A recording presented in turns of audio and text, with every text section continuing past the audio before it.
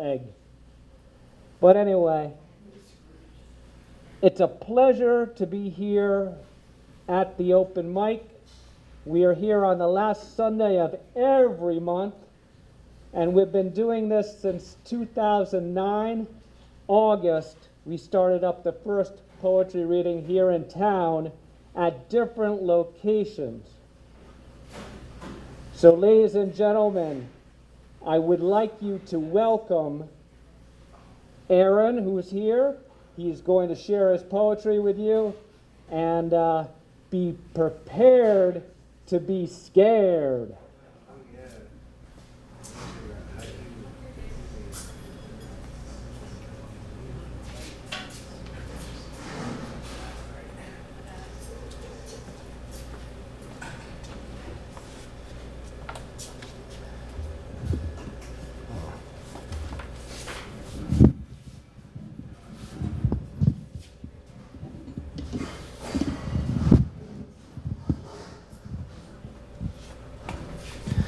Oh, okay, I'll just do this. Okay.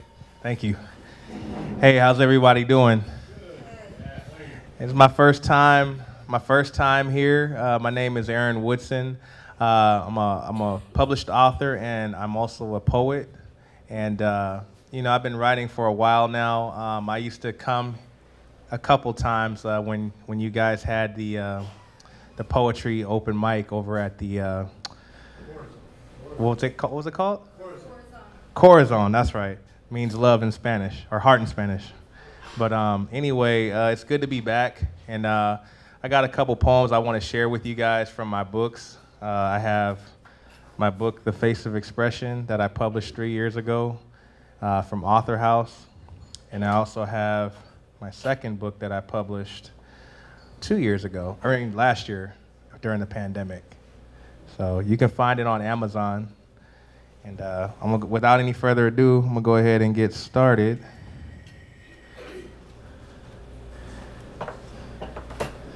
Since I see one person with a mask, with the exception of the mask that we have to wear for COVID, I'm gonna start this one off by saying, "Take off your mask," by myself. She disguises how she truly feels about me by being passive-aggressive. I see through the act.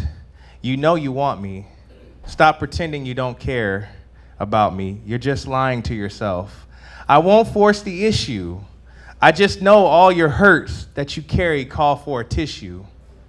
I'm here for you, but I refuse to be the scapegoat for what someone else has done to you. If you're serious and want this to work, then you'll know where to find me. I won't be too far, but I hope you'll consider drawing near to a love you've never quite known. Now is the time to take off your mask. Thank you. And can I do 3 or can I just do 2? 5 minutes. 5 minutes? Okay. These are really short. This one's called Karma.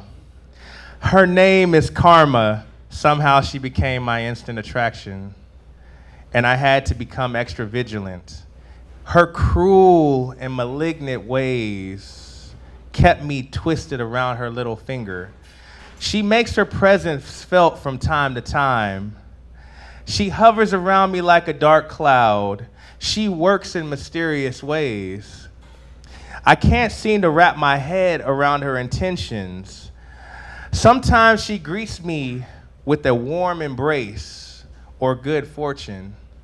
Other times she sends me a message or pays me back for all the bad shit I ever did.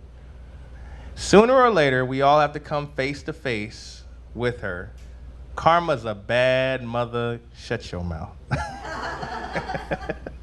If me and Karma slept in the same bed, she definitely would come out on top.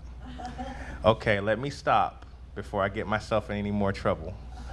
But beware of Karma. She will definitely put a spell on you. Thank you. And we got one more for you.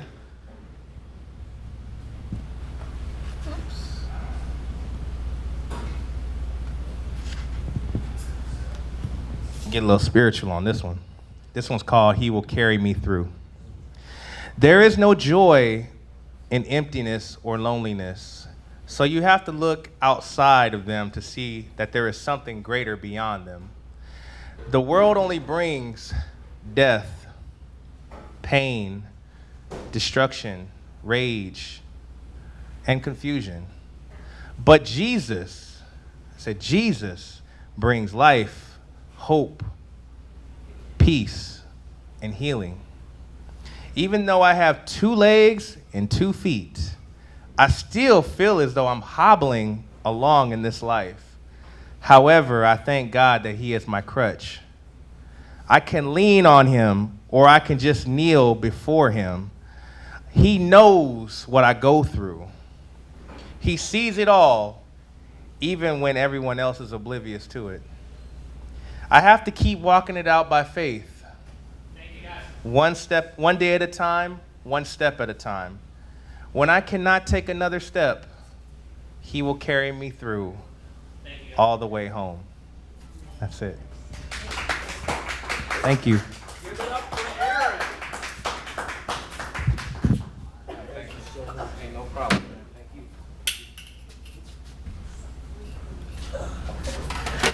Thank you, Aaron. Aaron's been really working his craft. He's been polishing the way he carries himself, and hardest working poet in Jacksonville. He goes to book sales, and he goes and gets the word out. He supports other poets, and always taking it to the next level. And he was a great person to have read first. He did everything right. He said his first name, he said his last name. He didn't leave it up to the host to do it. And this way you present yourself to the audience, how you like to be known, your name, and that's all we really have is our name. So we've got to make sure that people know the name to attach to the words. Speaking of names, we have Natalie Bertrami coming up next. She's been chomping at the bit. She wants to really entertain us with her words. So ladies and gentlemen, please welcome Miss Bertrami. The Swami.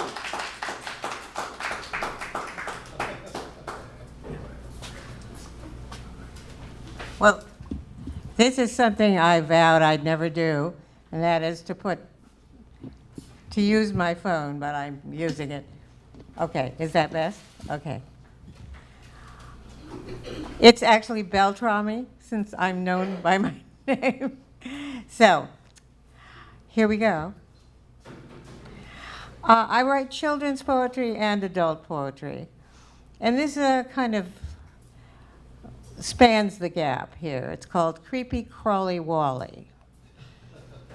We were supposed to have creepy poems today. When the night grows long and your shadow hides and the owl forgets his song, when the howl of a dog and the screech of a cat are drowned in a sea of fog. If you hear a cry and a long thin moan like an aching soul far away from home, if the moon goes dark in a cloudless sky and the bone-dry leaves go skittering by, I will tell you right now to lock your door. I know who it is and what they're looking for. It's Creepy Crawly Wally and the Big Bad Wolf. Have you heard the story of little Wally Dent and how he lost his head in a car accident? He was sticking his head where it didn't belong. His ma and pa told him it was dangerous and wrong. He stuck it out the window. At his parents he did scoff. And along came a great big truck and zapped his head clear off. If your door lock rattles and the hinges squeak, and you open your mouth but you cannot speak, if you feel someone near you when you're lying in bed and you see slimy fingers climbing up towards your head and you hear a gurgle and a splutter and a glug coming from underneath your rug? It's Creepy Crawly Wally and the big bad wolf. I don't even know how he makes that sound because little Wally's head has never been found. When it landed in the brush with a great big crunch, that wolf likely took it and had it for lunch. Now he howls and moans from poor Wally's pain, but Wally only has himself to blame. If he'd listened to his parents and did what they said, Wally Dent's body would still have a head. So mind your parents and do what they say, or you might just end up the very same way and give little children a terrible fright as you crawl around headless in the dead of night, like Creepy Crawly Wally and the big bad wolf.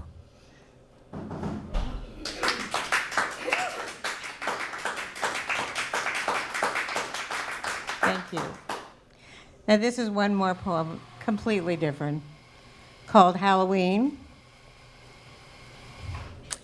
The night when youth meets darkness and wraps it in a candy wrapper to save until it's ready to see beneath the mask. The night when death rings our doorbell and goblins and demons chant threats of trickery. And instead of setting locks, we put out our welcome mats.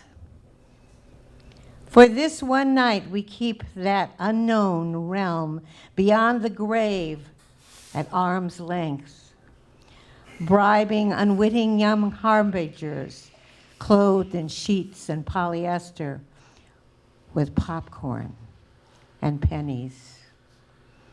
But as parents tuck their little tiny ghosts in bed and the candle burns low in the pumpkin, do we feel the chill, fearing that the dead will rise at midnight?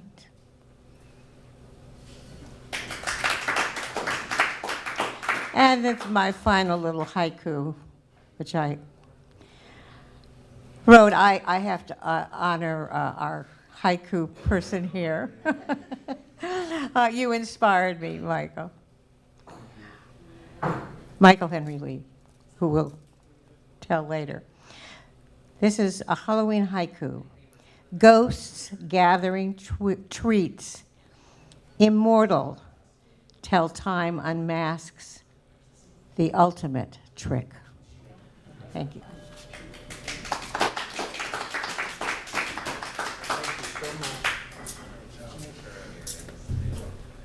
Cool thing about Natalie is she has this great storytelling component to every time she's at the microphone. And I'm excited to say that in April for National Poetry Month, we're going to include storytellers and playwrights as we do a word fest. We're going to celebrate creative writing and reciting on April the 9th. So that's something to put on your calendar, and it's very appropriate because it's National Poetry Month. So we're going to be having a big celebration of words as they apply to expression and so forth. And next on the list, we have someone who is a contender for the most creative costume, Miss Cassandra Baker.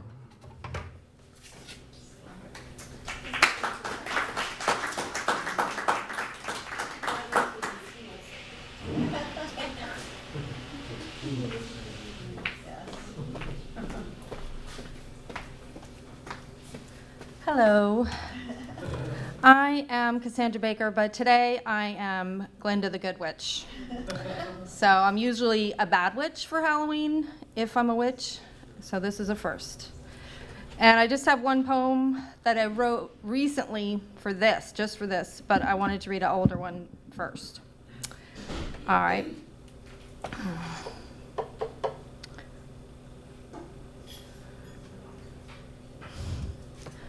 Left to the ashes, withered on the vine, open prey for the vultures, crushed and cast aside to drown in the wine, leaving a burnt empty shell, tortured cries in vain, ego-driven self full of pain. Fragile, broken leaves to fall, no one to hear her desperate call, a whisper of who she was, inside she felt no love. The sun came after the rain, washing away the disdain, to nourish the barren ground, softening her hardened heart she found. The wall of fear and hate began to dissipate. Little by slow she was able to grow. Inner beauty began to flow. She could let God and let go. Grace she could feel, deep incisions began to heal. Moments of clarity so real, becoming herself more than ever. Grief, turning it over, the full beauty of her, released from the past, free of it all, free at last. She'd managed to stitch the wound, her life in full bloom.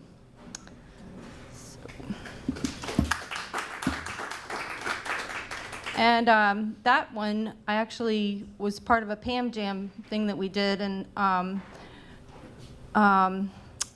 there was an artist that collaborated with me, and she did a painting inspired by my poem, and I'm forgetting her name right now. Susan? Chris? Hutchinson. Yeah, so I didn't know her before we did that, and now she's on my Facebook and stuff, so I see her all the time. But that was a really cool experience for us. And so now I'm going to read the Halloween poem I wrote a few days ago. It's called Ghosted Phone. Black cat smudged, reading tarot blues, always looking for clues. Unfortunate tortured date, the next someone to lose, so casually to use. Free dinners and coffee ruse. One more wasted hour evaporates. My good intentions wane, my witchy ways in vain. Insanity comes again. Still stirring the pot, I knew it, all for naught. A pinch of this, a rant, a cant, sprinkling prayers into the mix, wanton and desperate for a fix. This time, please, no more tricks. Spare me now, just for kicks. I see through this casting game, there is no one to hurt or blame. Cupid's arrow has lost its aim. A twisted, haunted love spell could ride me out of this heartbreaking hell. Off my broom I almost fell. A flick of my wand, do tell. Oh. Trick or treat me, ring my bell. That's it.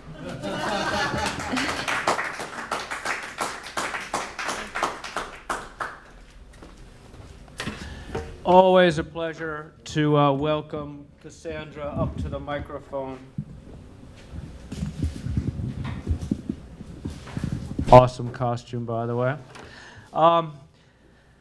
So the next poet on the list goes all the way back to the first reading, goes all the way back to the first inception of the Ancient City Poets when we did a National Poetry Month 2009 outreach. We did an open mic, open house to see what the poetry community was like here in St. Augustine.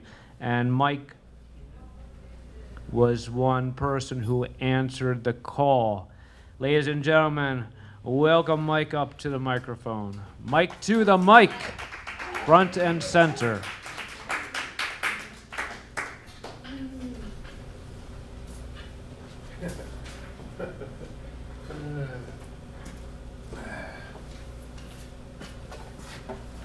One thing that we do have to maintain as we get older is a sense of humor.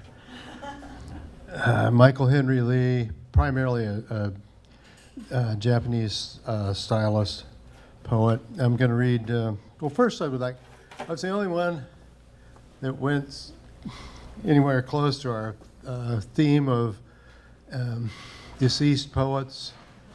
And while I have a lot of favorite deceased poets, most of them are, unfortunately, we've lost a lot of haiku poets in the last year because primarily haiku seems to be a genre where older people gravitate. I don't know why.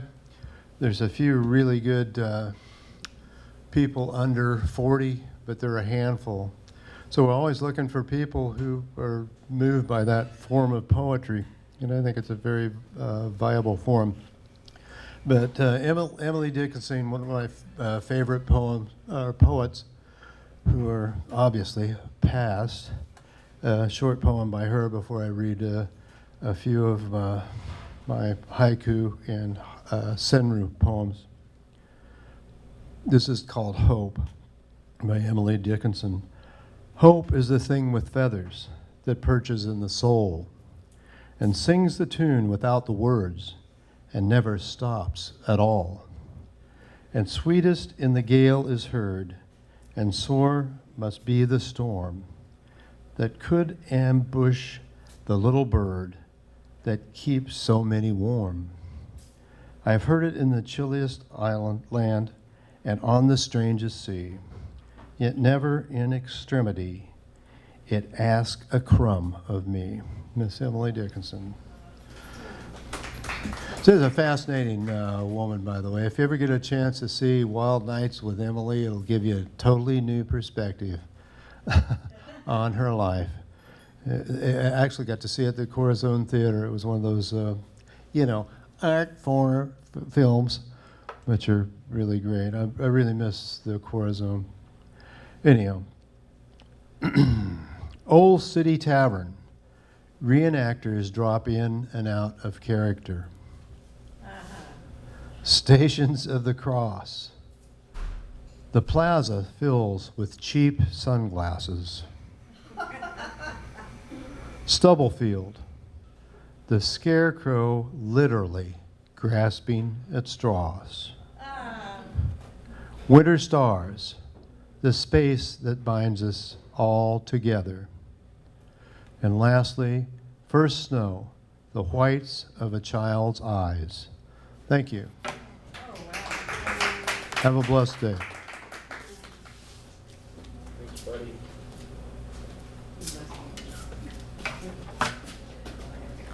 Awesome. Next person on the list is one of our snowbirds who descends and rests her wings as she lends her words to St. Augustine. Ladies and gentlemen, please welcome Mrs. Shutta Crum.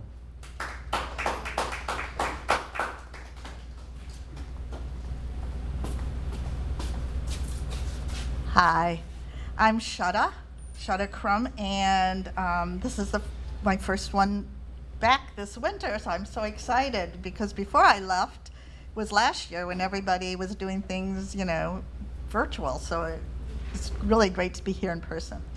I don't have a specific Halloween poem, but I thought I'd start with one that's just a little bit odd. I was watching a NOVA program, and we all know about the Big Bang, but apparently there's something called the Big Rip, which scientists are talking about, and that is the universe coming apart at some point. So it inspired me to write this poem called The Big Rip. Can you feel it? The universe expanding. They say the speed's increasing. It started when everything was dense and hot, then bang, the void, or not void, no one knows which, suddenly expanded into galaxies of protons and neutrons, and it's been sprinting outward ever since. You may think we're talking stars, planets, and moons, but universe means everything, everything. Trees, the man you once loved, the bulldozer parked out on the street, your ovaries, the secret diary you lost when you were 12, the bones of the small dog you buried in the backyard. Each molecule is pulling itself apart. Scientists call it the Big Rip. The universe is getting the hell out of here and heading for the wide lonesome. Can you feel your skin stretching? That bald spot, the cancer in your jaw? One day it'll just pull apart, all of it. Mark my words, while they're still here, or scream. Perhaps there'll still be sound. One big beseeching echo and no ears to hear. This is a little bit high for me. Let me see if I can bring it down just a little lower. Here. Just a little. That's good. Thanks. Thanks, Chris. Okay. The next one is kind of tongue-in-cheek, and I feel sometimes like I should apologize to the men in the room. Anyway, it's called The Second Thought. So God said, "What the hell do I do with this rib I just ripped from man?" I think he must have said something like that as the first man lay bleeding at God's feet. Let's call him Adam. This was not the kind of thing one can ignore. I imagine God momentarily startled by what he'd done, and then staring off into the distance, noticed it was going to rain. Probably not wanting to get wet, he waved the rib about, hoping for a quick idea about what to do with it. Perhaps he flung it as the first boomerang and found it was wayward, falling defiantly at some distance and knocking an apple from a tree. I imagined the Creator trudging through virgin fields and forests to an orchard to retrieve it, then standing glorious in a shaft of light as dark clouds gathered. He'd see how elegant, how smooth the rib was, how strong, and yet how fragile. Perhaps our Heavenly Father used the tapered end to scratch his head, thinking, while that radiant mane of his tickled with a gazillion new critters. Or he used it to scratch his back, racked as it was into mountains and valleys from all the work he had done. Perhaps Adam groaned while clutching his side and rolled on the ground, disturbing God's godly thoughts. Perhaps the Holy One had a second idea about mankind. Why not a helpmeet? Someone to nurse the wound in that first one, to stop his bleeding and that god-awful moaning. And while he was at it, why not someone to rub his own haggard back?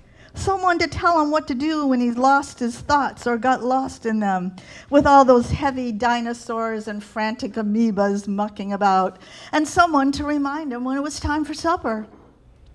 Certainly the Alpha and the Omega could use someone to lift that lazy Adam off the ground and tell him to get over it, that it would only leave a little scar, a tiny scar, the first souvenir.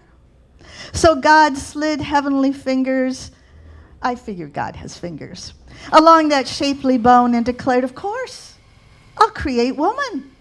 Let's call her Eve." Later, his work done, the Divine One likely trotted home with a good dog for company, hoping there would be a hot meal and maybe even a warm piece of pie waiting, made by that latest lovely human, unless that was Eve off in the misty distance dancing with giraffes. Finally, I imagined God coming into his house and stopping on the rug to wipe the nasty things he'd created off his shoes. Perhaps Adam followed him in from the rain, and the two of them stare at the empty plates, the can of beans, the can opener on the countertop, and at the single red apple on the table. And I'm pretty sure God harumphed as he picked up the apple, saw the bite taken from it, and thinking of his cold dinner, he knew that now he'd have to figure out how the microwave works. Thank you.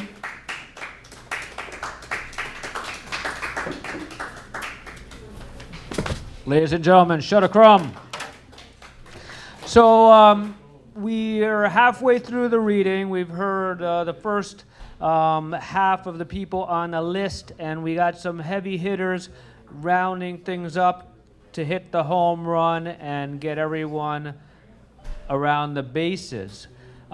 We've heard from some seasoned readers. We're now going to hear from the voice of youth, the old lady of the future. This is us years ago. Ladies and gentlemen, Miss Haley Tucker. Kaylee, my apologies.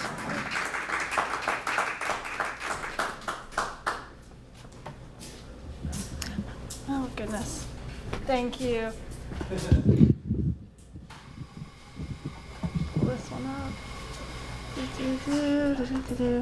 Hi, I'm Kaylee Tucker. I host the open mics for Flagler College, and this is my second time reading for here, so I'm very happy about that.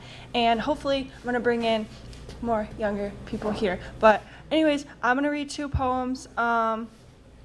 The first one is the closest thing I have to a Halloween poem since it has to do with a haunted house, but what is spookier than a breakup poem, so I'll be reading that. It's called I Moved On to a Haunted House. They'll tell you I moved on, hidden like a calico cat.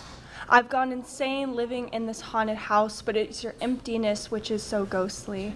I'm just a girl with a sheet over my head, bouncing across beams like trapeze, but I still leave the doorway parted if you ever floated in again. The windows are fogged up to write love letters out of breath, so when you get here, you won't have to throw them away. They'll fade all on their own. There are notches in the lamppost for every time you made me cry, and I taught them to bend like smoke so you'll have someone to cradle you in the dark.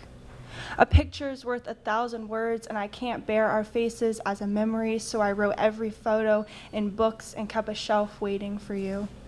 If your shadow ever swayed in, even as quick as a pinprick of light, I'd play your silence on a record like a lethal lullaby until you choke out sound, and then tell them all you never should have left me.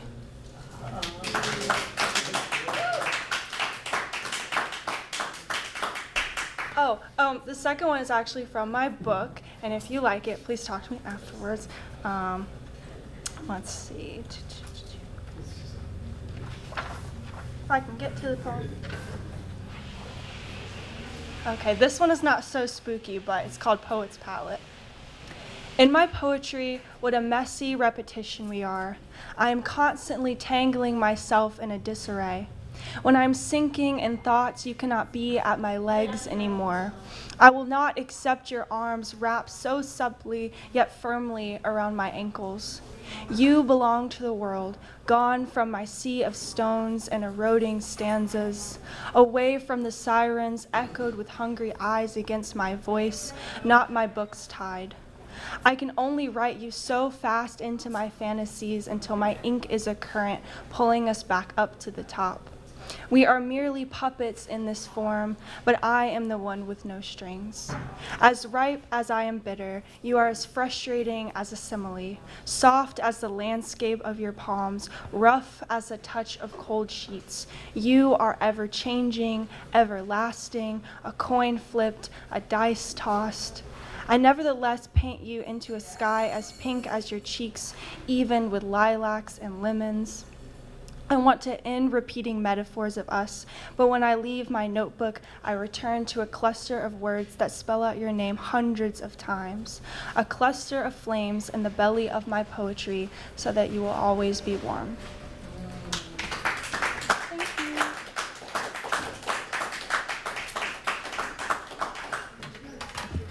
Let's hear it again for the future of poetry, the Amanda Gorman of St. Johns County, Miss Kaylee Tucker.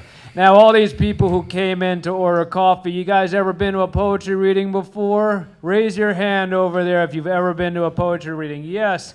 Okay, the ones who have never been to a poetry reading, we hope that we're not going to scare you away. We're only here on the last Sunday of every month, but this is the St. Augustine poetry scene, and we're here to share our words. Feel free to make any noise you want. We can even take a heckling if you want to heckle us. We're strong. We're strong because we were made fun of when we were children, and we built up these walls, these barriers, and sarcastic wit and what have you, so bring it on. But that's just some education for the future poets of today, because it is what it's at. It all starts with handwritten stuff in notebooks and secret journals, and then we get the courage, we come up to a mic, and Kaylee was fantastic. And Kaylee's going to be taking this mic for November, when we get together on the last Sunday of November during the Thanksgiving holiday, when everyone is coming back into town from being at different relatives, and they can't stand being with relatives, so they're going to seek some refuge finally in the poetry scene and listen to the high school students and college students of the area. And we're going to be partnering with Flagler College as well as North Florida University, UNF up in Jacksonville. We'll be sending down some poets, so it'll be exciting. We're really going to do a spotlight on the young talent, so we have that to look forward to. Now, to digress, to go back to a seasoned professional, ladies and gentlemen, Miss Chris Castle. Thank you.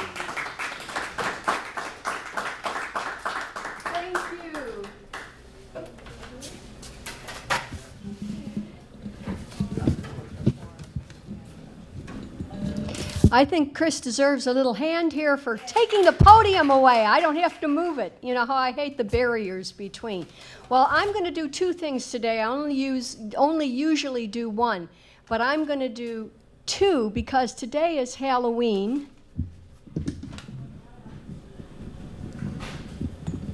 Perfect. Today is Halloween, and I have to read my Halloween poem. It's just you can't pass it by. It's called "The Man in the Moon Has Only One Eye." The man in the moon has only one eye, and he watches you while you're asleep. The man in the moon sees the night going by, and into your dreams he will creep. He might make you loony, he might make you scream, he might make you quake in the night. But one thing's for sure, he's always around to wake you in terrible fright. On All Hallows Eve, when the spirits are roaming on fen and on field and down in the gloaming, when the goblins' eyes gleam and the wolves are a-howlin' and the ghouls are out stalking and the fiends are out prowling, the moon glistens high and the man laughs in glee as they feed on the fears of the great and the wee. When the Halloween mists gather round all the earth and the witches and fairies celebrate in dark mirth, 'tis no night to be out past the set of the sun, when you feel your heart race and you try hard to run from the man in the moon with his one piercing eye as he follows you down where there's no place to cry.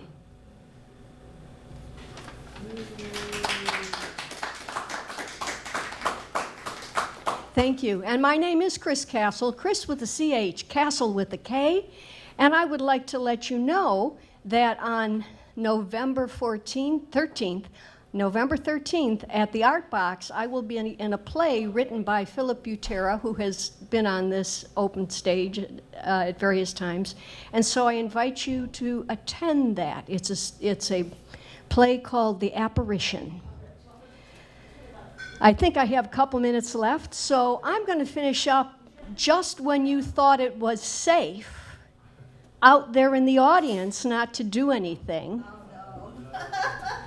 I'm going to do something that is a poem, but it is also a song, and oddly enough, it's also a piece of artwork. So if you go to Ponte Vedra Library next weekend, you can see the Ponte Vedra Pam Jam, and I just found out that although I was in the Jack's Pam Jam, that they put some additional pieces of artwork up there, so you can see this piece of artwork. I'm going to do it as the song poem, and this is your part in it. I'll let you know as we go along. It's called, I don't remember what it's called, right? Okay, here we go. Down in the swamp lives a creepy crawly thing. It will make you shiver. Shiver, everyone. Brrr. When you hear it sing, its voice is shrill and shrieky, everyone. Ah! Its voice is loud and low. Everyone, oh. And it will always find you, no matter where you go. It's green and brown and slimy, and it's got 1,000 teeth. It oozes from its pores on the top and underneath.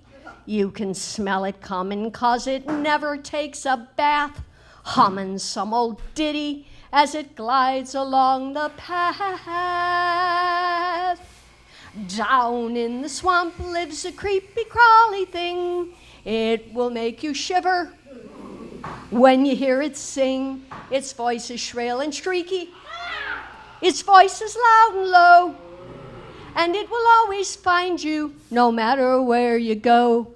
It's been in there forever. My brother told me so. He says it comes a-huntin' when the autumn winds do blow. It's looking for a tasty snack. You just might be the one. Hear the rumbling of its tummy. See the slathering of its tongue.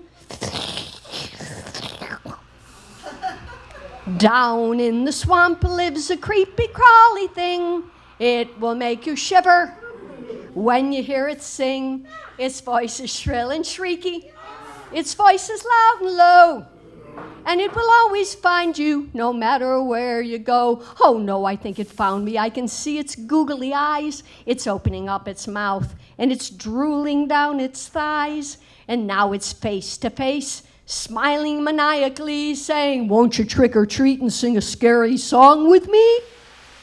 Down in the swamp lives a creepy crawly thing. It will make you shiver when you hear it sing. Its voice is shrill and shrieky. Its voice is loud and low. And it will always find you no matter where you go. And it will always find you no matter where you go.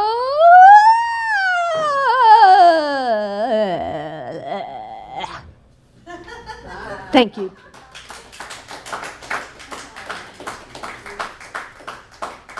That's Mrs. Castle with a K, ladies and gentlemen. And it's always a pleasure to be in the house of Chris Castle. So we're winding down. We're going to get ready to land this plane pretty soon. But first, we have to welcome the most patient person, the person who's last on the list. And that's Mr. William F. Come on up, buddy, and share some words with us.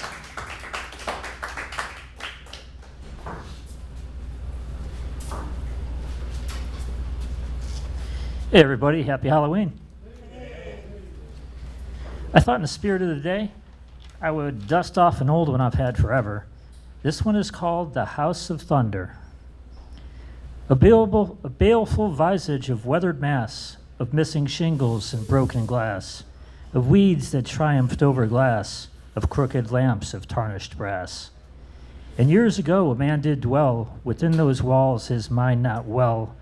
His wife had not a clue to tell before her husband's axe had fell. The rumbling from the house within has filled the nights with raucous din, a pealing born of harbored sin from restless souls of temper thin. And so it was and is and will. We let the souls of those lie still, for rabid ghosts shall claim no kill within the tortured halls until there's no light sound in the house of thunder, nor any breath, nor love and slumber. But venture not your wasted wonder, for all is death in the house of thunder. Thank you.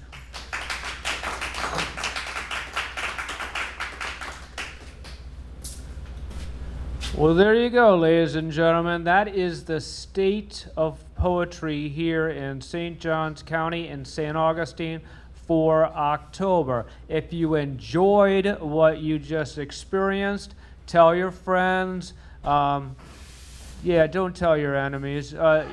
Tell maybe strangers, tell them, and we can all break bread together as we look at the poetry scene at the last Sunday of November, and we'll take a look at gratitude, but we're also going to look at the humble pie that we have to eat and the stuffed turkey. We have to stuff all that stuffing and all that, and then we have We have cold turkey. You know, cold turkey. All those rich images from music, and we all know that lyrics in rock songs are poetry, and there's Emily Dickinson, that side of poetry, there's the John Lennon side of poetry, the Lou Reed side of poetry, and we are all just celebrating the words that we write down and recite. Now, before I shut down the mic and we do some socializing, this did have a costume aspect to it, the reading. And, the pandemic doctor, the plague doctor who opened up the reading, he announced that, there was a lot of dead poets here, a lot of dead bodies. But I, as Chris Bodor, the host, I have to say that you guys are very much alive. So please do not listen to what the plague doctor said, because he was just, he's from a different century. He doesn't know what's going on. But if I could ask the most bravest people at the poetry reading, the people who did not read, these people here, please stand up so we could see your costumes. And come on over here so we can get you on video. And into the microphone, tell us about your costumes and why you did what you did. Well, my name is Caroline. I'm Jeff. And I like to, can I open it and see who can guess what we are? At work, I work with residents who live with Alzheimer's and other dementias, and so one resident was able to figure it out with a lot of probing, but I got a whole bunch of different answers. This is the big hint. So That's a big hint. Huh. can show them the back also real I quick. heard it. Oh, Yeah. gumball machine. Yes. Well, there you go. Got a real earring here. Also, I'm a nephew to Henry Wadsworth Longfellow. Great. He's his Did you great. memorize any of your relatives' work? No, Okay. I don't memorize any of it. Well, thank you so much for coming to our poetry reading and making it part of your St. Augustine visit.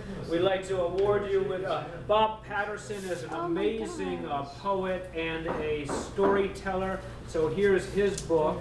And then Terrence Conway was a big part of the open mic years ago. And here's his book with a picture that I shot at him at our very microphone. So thank you so much. And just tell everyone about the poetry scene in St. Augustine and how it is alive. I do plan to work on a poem.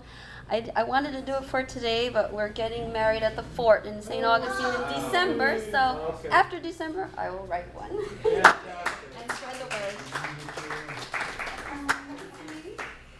And that, ladies and gentlemen, is the perfect time for us to land the plane. Thank you so much.